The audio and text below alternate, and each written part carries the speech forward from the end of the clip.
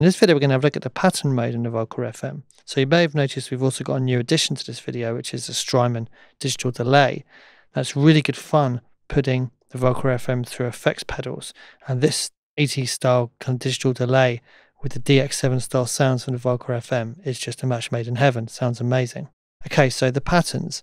Patterns are made up of 16 different slots represented on the keyboard there. And there's also 16 different patterns we can choose from. To load a pattern, we hold down memory and we choose from one of the slots, and to play it, we press the play button.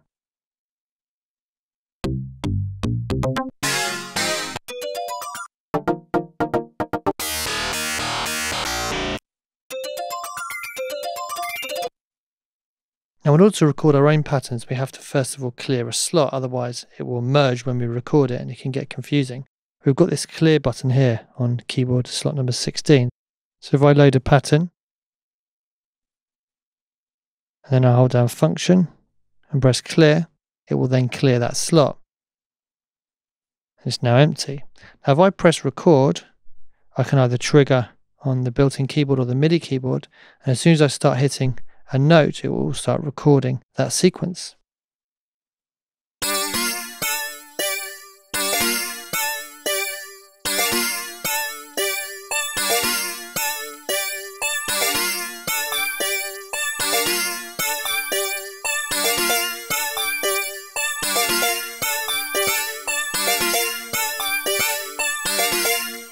Press play again to stop recording.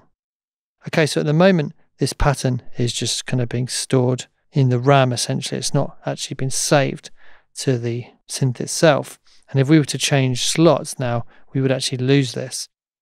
So what we have to do is hold down function, press right. Now when we do that, these LED lights appear. This one's flashing because that's the slot we've been working on. Now if I chose to save it to slot 14, for example, I'd press 14, but I'm going to overwrite the pattern that we started with. And now that's saved. Just to demonstrate, so if I go to slot 2,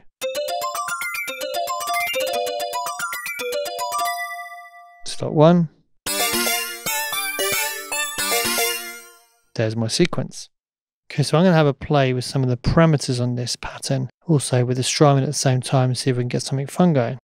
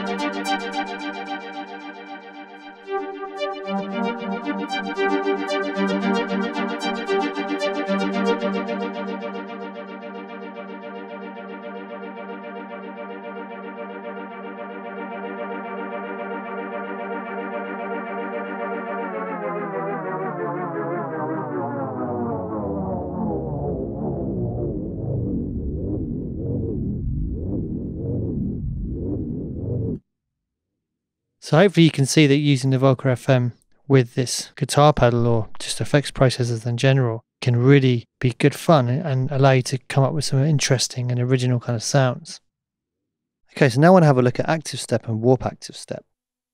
Now, in order to do that, I need to have a pattern loaded in there. So I've got an empty pattern here, which I've cleared. So I'm going to go in, press play and record, got the metronome going.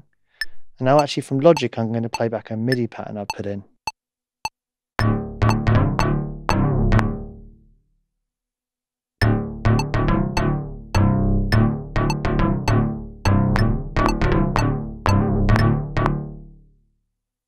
Okay, I'm just going to mute that back from Logic.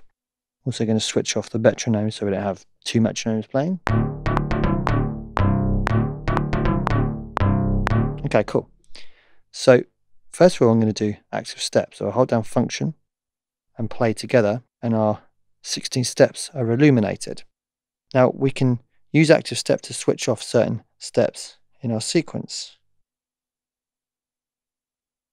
Now, by doing that, I'm actually chopping the sequence down. So it doesn't kind of extend the notes to fill the gaps. It literally just chops them out. I've chopped out all the even steps here, so we should have something which still works rhythmically, but we're going to try some different versions in a second to see if we can find some interesting grooves.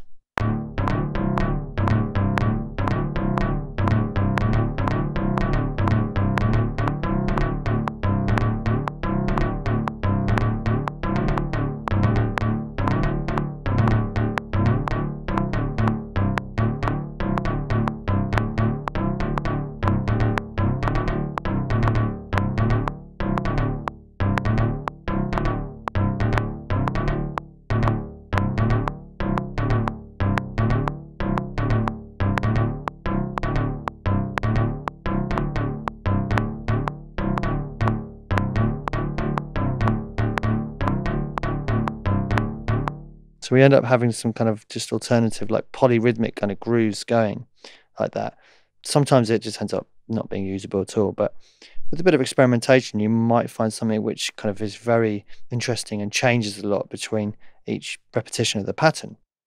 Okay, so let's try this with warp active step. Now, warp active step allows us to actually maintain our 16-step pattern. And when we take out different steps, it's going to rearrange them so they still fit within that 16-note pattern. Okay, so we'll go back into active step.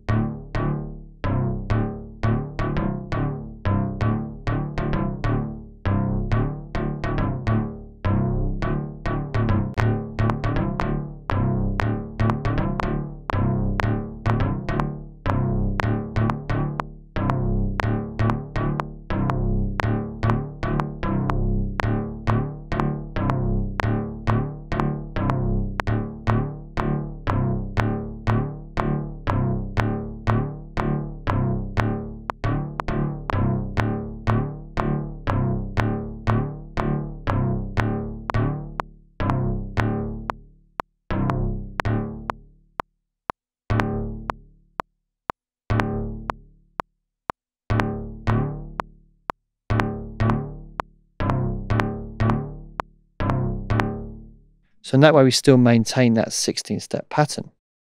Okay, so now we've looked at the pattern. Next up, we're going to have a look at recording motion sequences to take this a step further. Thanks for watching.